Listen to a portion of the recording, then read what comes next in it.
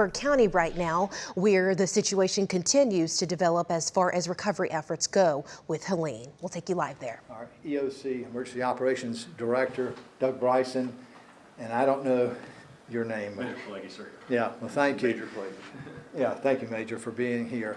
I don't have to tell y'all what we've been through in the last 4 days. Y'all have lived it.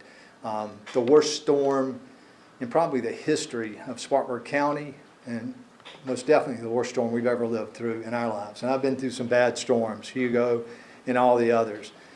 You have winds of over 70 miles an hour that just did damage that we weren't even expecting. But this great team that we have behind us, along with Cole Alverson and the county team, have done remarkable things with the curveball thrown at us. So we're on it. We're working as hard as we can. We've had everybody have made contact, our state senators, our House members, working with the governor's office, you name it, FEMA. We're trying to do everything we can to get relief to our residents in Spartanburg County. And we're going to do that. And with that said, I'm going to turn it over to Doug Bryson to talk about what's going on. Thank you, sir. Good afternoon. Again, my name is Doug Bryson, B-R-Y-S-O-N. I'm the Director of Emergency Services for Spartanburg County. I want to start off by first giving our heartfelt prayers and thoughts to all the families across Spartanburg County that have lost loved ones, as well as the state of South Carolina and also Western North Carolina, where the catastrophic events are still unfolding up there, and there'll be many, many more victims up there. So this entire storm has cost a lot of lives. Spartanburg County, along with the state of South Carolina, remain under a state of emergency. What that does for us from the county level, that frees up some internal resources, some emergency procurement, and some policies that are relaxed for us to accomplish what we need to accomplish. It also allows us to use the federal, what's called IPAWS and WIA, Wireless Emergency Alerting and Integrated Public Alerting Wireless System. Those are the alerts that you get on your phone automatically that you don't have to opt into. It comes with the tone, and then you see a full screenshot of the message. That is through Department of Homeland Security and FEMA, and it's just easier for us to access that if we are under a state of emergency. So we will continue to push those messages out because those hit all the cell phones in Spartanburg County. As Councilman Britt alluded to, we have a fantastic team here. This easily and very quickly exceeded our capabilities from the county standpoint. So that's why we were quick to reach out Friday. Even as the storm was still ongoing, we were requesting assistance. Some of those are the under emergency services, our county emergency management team, who coordinates all these activities through our operations center here. They coordinate, they're coordinating well over 100 different entities and people that are working with us every day, and also with our public works crews. Spartanburg County 911, they are our true first responders who have been absolutely critical at this time. They faced some challenges with some loss of 911. They relocated to our alternate 911 center here at our EOC, and we're able to continue dispatching all the public safety and emergency services agencies in the county flawlessly. Spartanburg County Sheriff's Office, who supports us by responding to calls, helping with damage assessment, traffic control.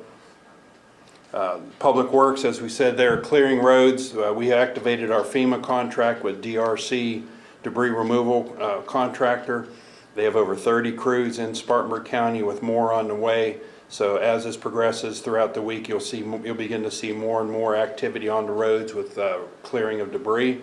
South Carolina Department of Transportation helping clear roads. The South Carolina National Guard providing general support troops, additional security, and are able to help distribute large amounts of food if and when needed.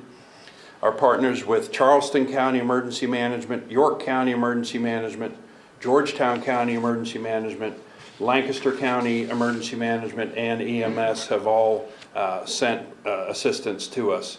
And the governor, as was mentioned, is well aware of our needs and what's being addressed from the local and state level through our state representatives. As mentioned earlier, cleanup of our county roadways. The contractors have called in reinforcements for additional crews.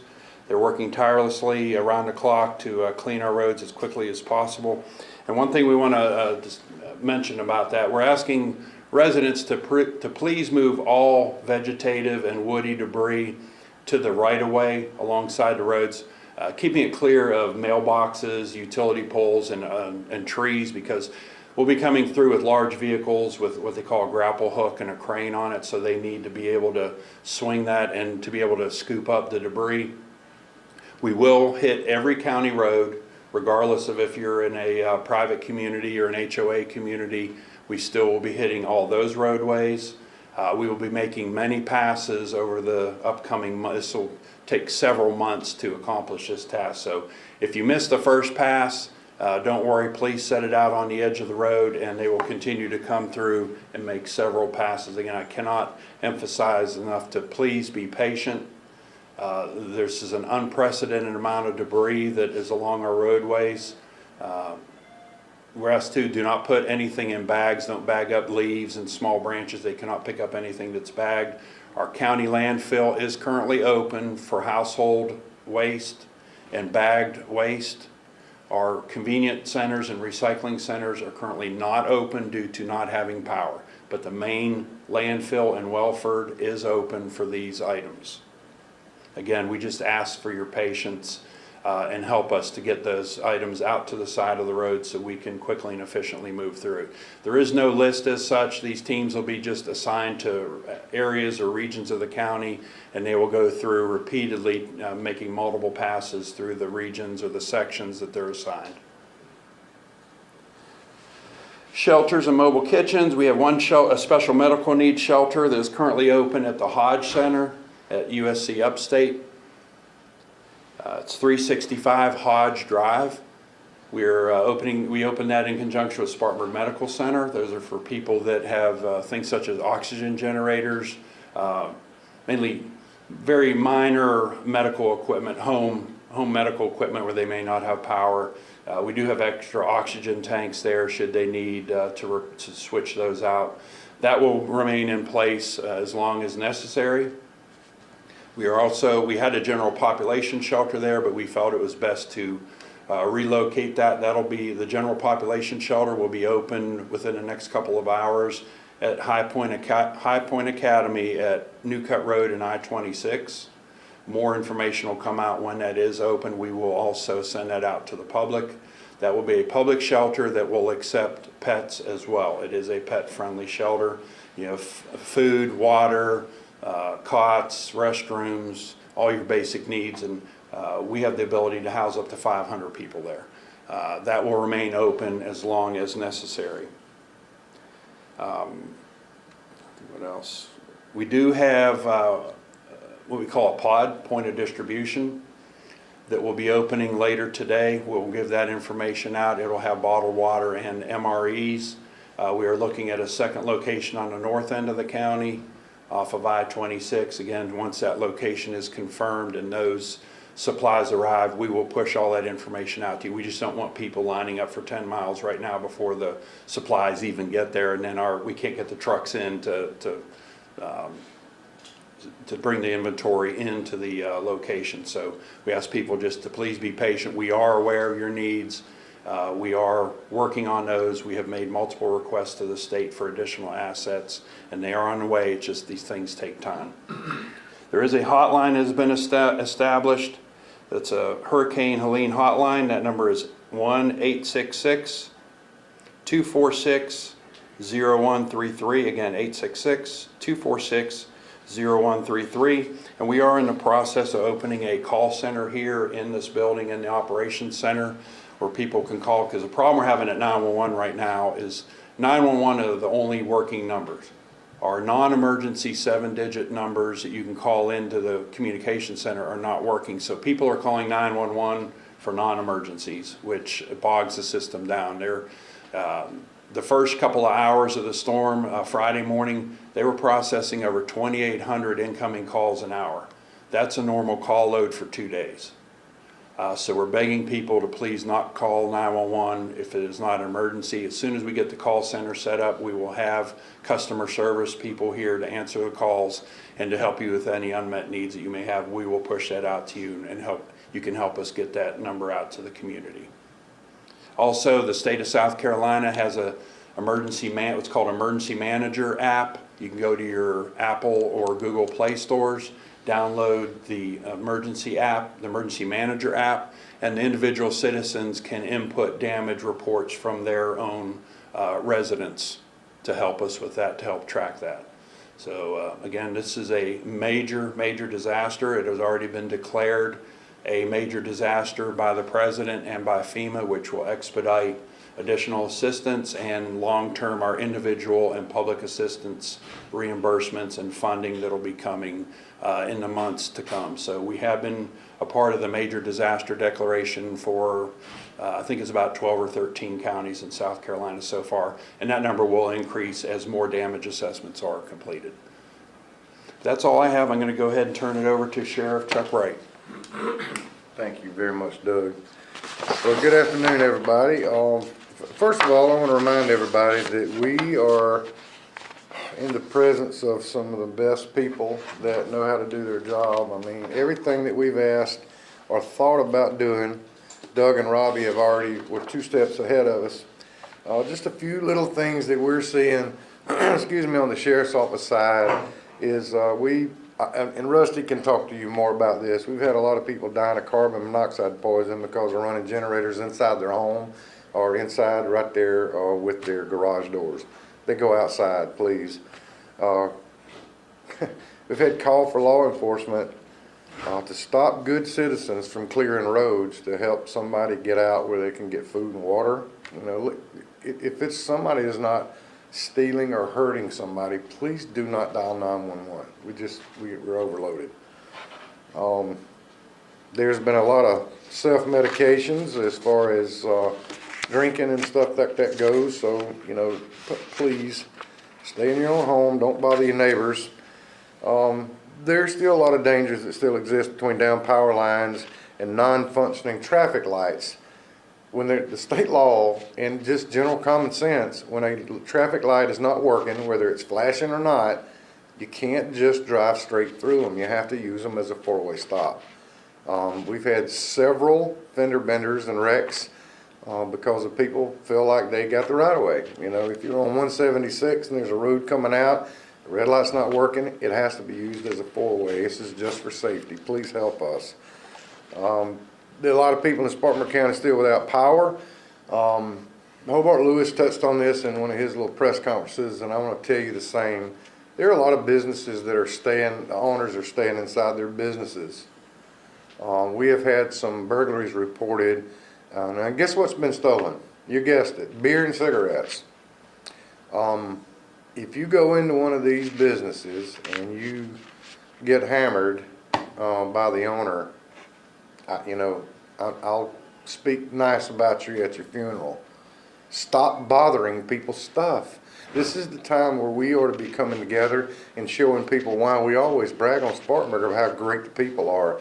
There's so much more good going on in this county than there are bad. But the bad needs to be addressed. So please help us to help you. Leave 911 alone. And don't panic buy, please. There are people that are going and just scraping stuff off the shelves, whether they need it or not. Honest to goodness, take what is going to be a necessity for you to survive.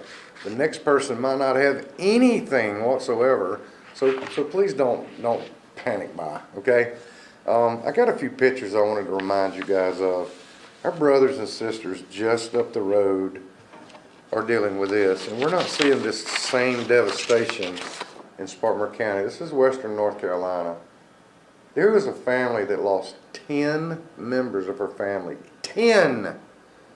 I mean, there's people in this room and listening that hadn't lost 10 members in their lifetime. They lost it in one evening. We are not in dire straits, but we're in a situation where we all got to pull together. I know the good citizens of Spartanburg County well enough to know that they are going to do what's right.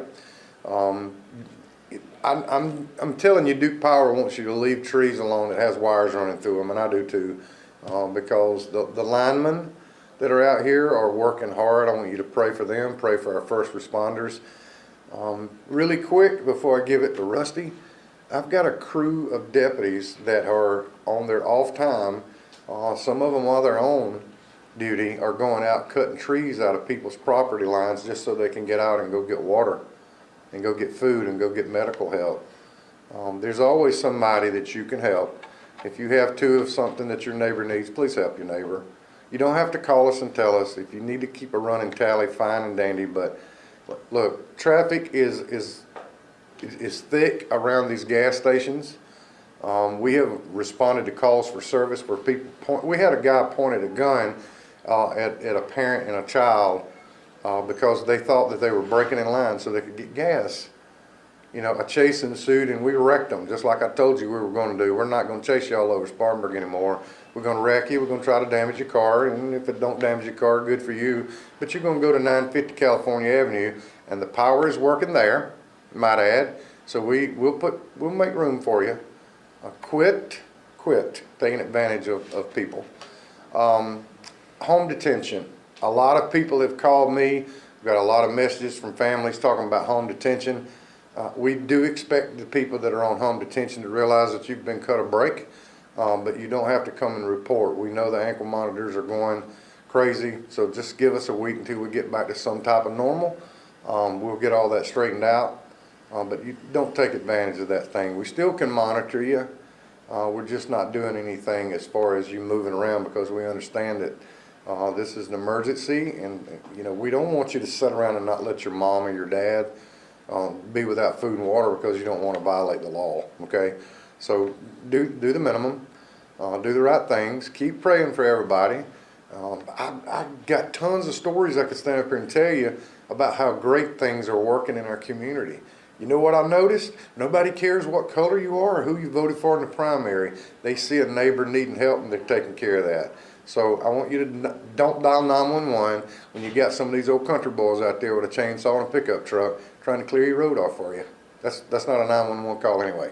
So if you have any questions, I'll try to answer them or turn it over to Rusty, either way. Okay, thank you. First, I'd like to bring a little perspective to what we've been looking at. The sheriff reiterated that we've got some neighbors just up the road where one family lost 10 people at one time.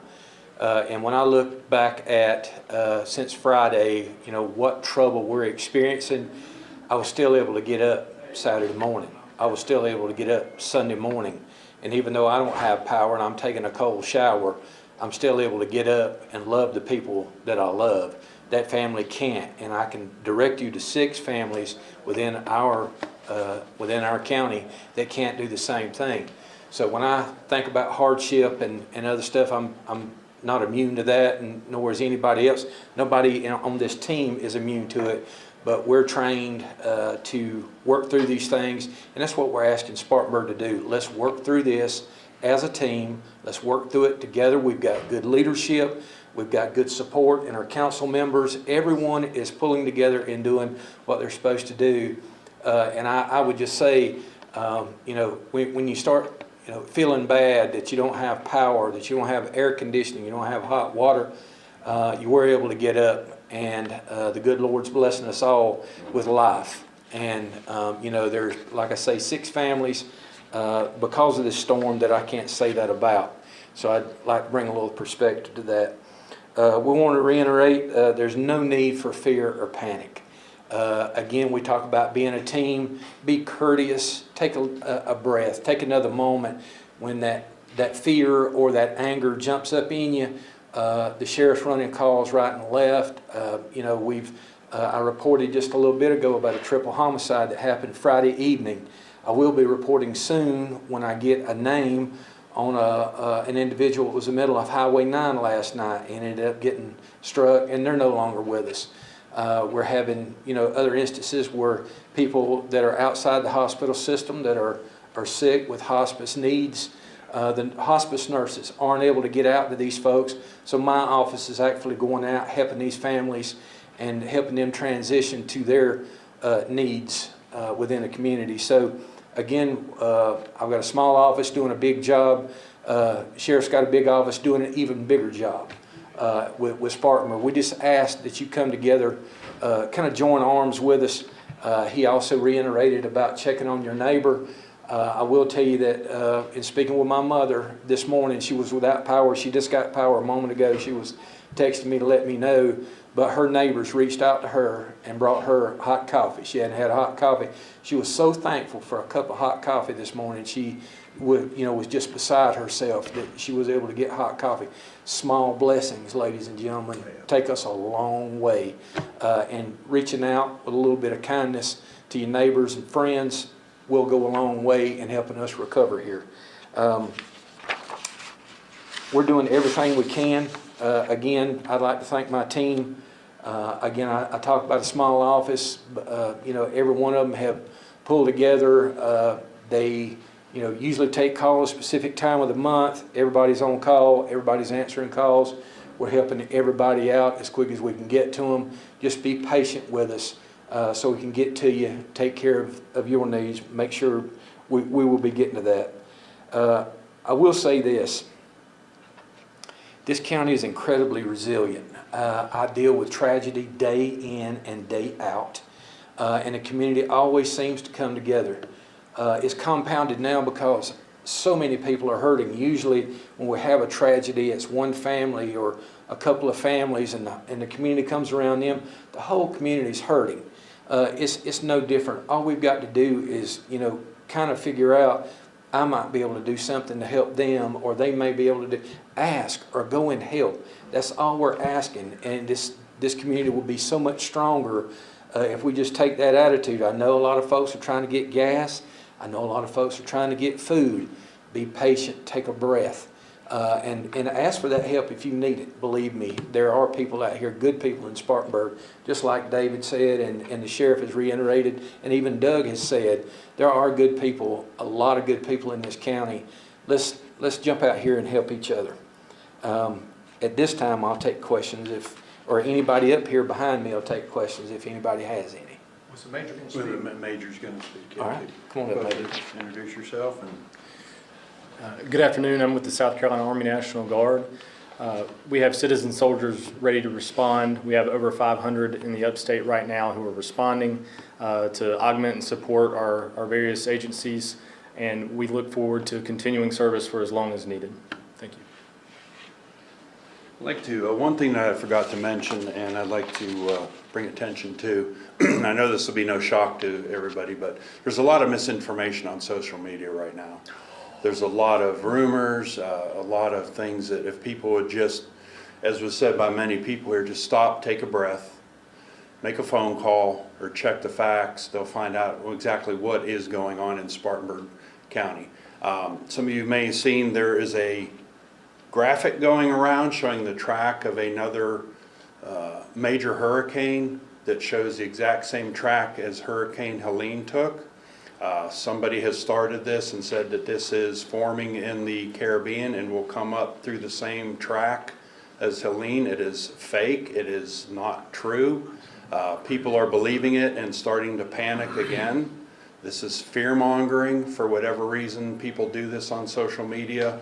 They make their own graphic, put it out there, and once it's out there, you can't get it back. So that is spreading like wildfire, that there's another major hurricane coming directly to this region. I can tell you that is not true.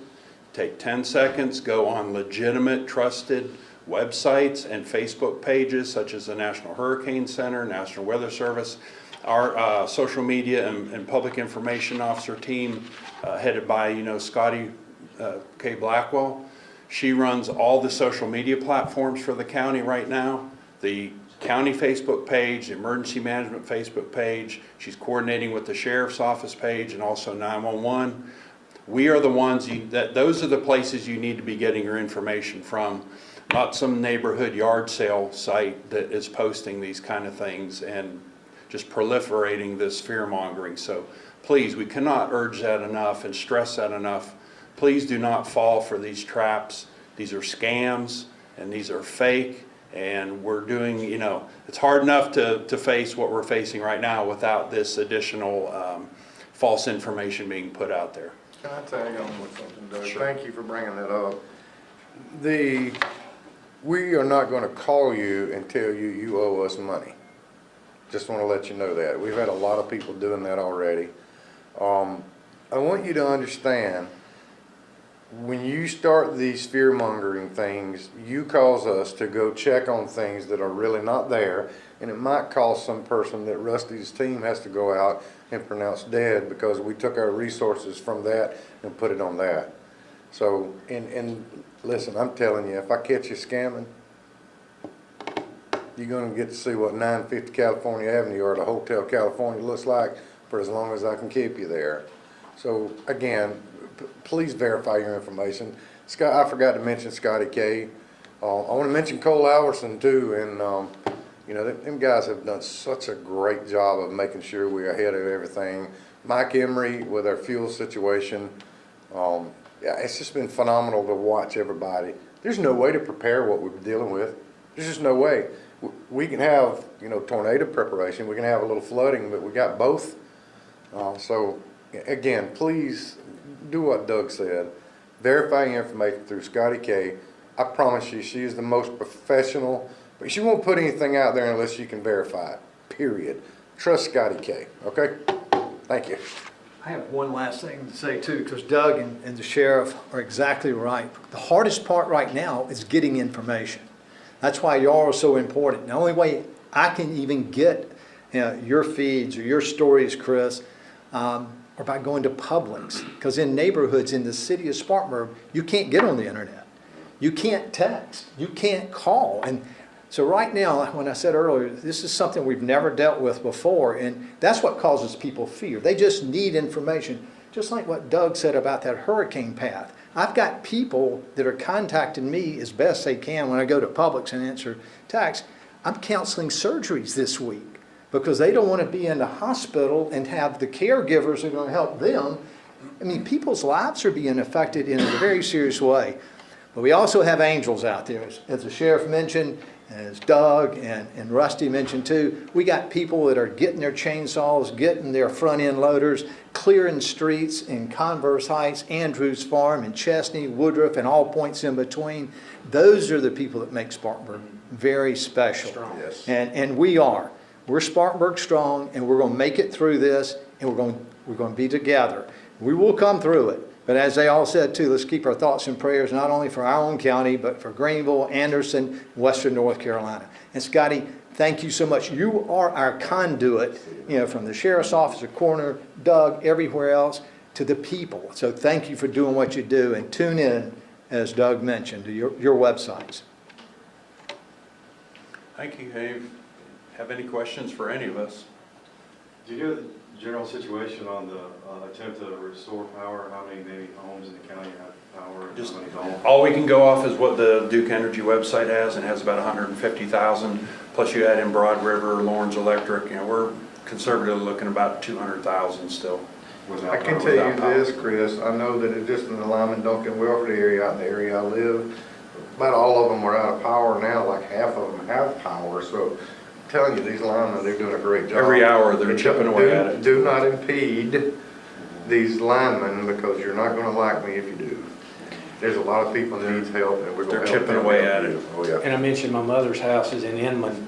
She didn't have power when we started this, or just as I was fixing to come up, her power came on. So they are steadily getting it done. They are making it happen. But if you, just like the sheriff said, you impede these linemen, they've got a job to do. There is a way they go about doing their job to restore this power. And if you go to them trying to get them, safely, if you go to them and try to get them to go to your house because you want power before somebody else, you could be messing yourself up because they're trying to restore it in masses if they can. They're going, you know, trying to get as many people power as quickly as possible. So that'd be the message I'd put out of leave the lineman alone. I talked to a Duke official on the way over here, and they said, you know, it looks like the worst case, you know, the last to get power maybe Friday. But they were really working hard, and they do deserve our thanks and appreciation too. Not only the Duke folks, all these people, we have people coming from Canada trying to fix these power lines everywhere. But they said, listen, you know, worst case, maybe Friday, and we got tons of employers, you know, dealing with them, calling, how can we, because there's so many associates, employees that work in these companies, they want to get back to work too. Their livelihoods, you know, are on the line. So we're working as fast as we can to get industry back powered up, but first, families and residences. And Sheriff, you mentioned the issue with people at the gas stations. Is there an actual shortage, or is it just people swamping the gas stations and just overwhelming? Yeah, I think they're just. Power has been restored to the gas terminals in the Croft Cedar Springs area yesterday. There's a steady line. I've gotten pictures of the tanker trucks that are being filled. I personally know a couple tanker drivers that said they're just running 24/7 refilling. I know Costco at Westgate was going through like 3,000 gallons an hour, and they just had a steady stream of tankers refilling them. So it is out there. If people would just relax and buy like you normally would, there's plenty of product. It is flowing. It is moving. Deliveries are being made. But I think your question was, all the traffic problems we're seeing around this, what we had at first is like 8 gas stations, and I'm guessing, don't quote me on that. We just had a handful of gas stations that had gas and was able to get it out. And power, and everybody was flocking to that. So it's relieving itself a little at a time because of these linemen that are out there doing their thing, so. Well, what we're Yeah, seeing just too come is on. gas stations may have gas but no power. So Can't they don't get have it any way to out of the pump it ground. out. Yeah. Gas stations that have power didn't have gas. So they're working through that, trying to prioritize the ones that do have power. Yeah. So. I just have one question. I know you kind of touched on this a little bit. We were out in a neighborhood earlier this morning and everybody was cleaning up debris and they didn't know what the proper etiquette, I guess, was. So could you just reiterate again, for people cleaning up debris, the biggest things that they should know as far as how to distribute and how to dispose of it? Just get all woody or vegetative debris to the right-of-way, which is the area between the pavement and their property line. Pile it up there, keep it away from the mailbox so that when the mail service does start back up, they can access that. Yeah, he's got this Just big claw. pile it that up. They just got a grabs it. crane with a big scoop and they'll start, the huge dump trucks will be coming through Yeah. and they'll make multiple passes. So whatever they can get, no household debris, no appliances, no white goods, electronics, things like that. Just strictly woody and vegetative debris that has come down from the storm. Get it to the side of the road and we will come pick it up free of charge. Perfect, thank you. I know you all are talking about people not panicking and having fear. Have you seen an uptick in people stealing generators? And how are you all handling that? There's none to steal. Yeah. Unless there's ones at Yeah. houses that they're stealing. But Yeah, no, but we've had an incident or two, but not this mass problem. The best thing I can tell you is just be vigilant and watch your neighbor's property and help one another. But thank God we haven't had a problem with that. We've had some smash and grabs, but, we know how to handle that. I know a neighboring county had one, a smash and grab, and it was a vape shop. So that shows you the priorities. The only business that was broken into was a vape shop. Yeah, I don't know why somebody would want to break into a pawn shop. There's nothing in there to make you survive unless it's a gun. And they can have ammunition in it. Yeah, well, exactly, so. Any other questions, guys? Thank you all. Thank you. Thank you for all your help Thanks for getting the coming word out. out. Thank you very much.